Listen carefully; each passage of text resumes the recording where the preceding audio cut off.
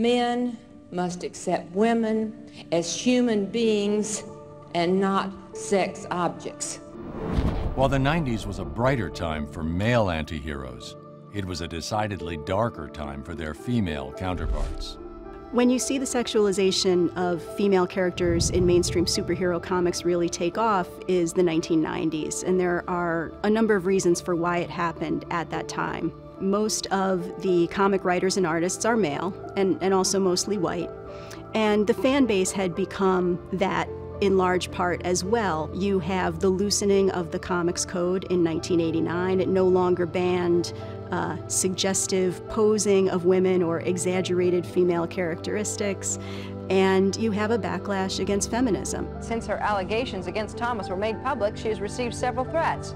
It is worth having the truth emerge. And when you put all of these elements together, you have hyper-muscular, hyper-athletic males, and you have hypersexualized females.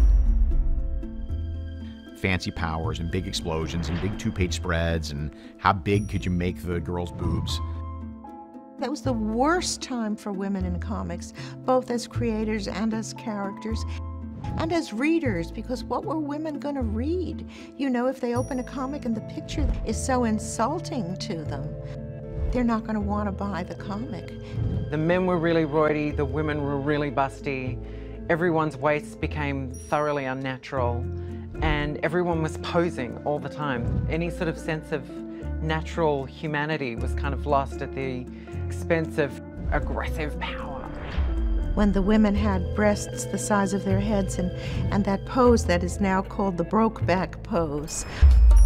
A woman's behind is facing you as the reader, but she is turned so that both of her upper body curves are facing you as well.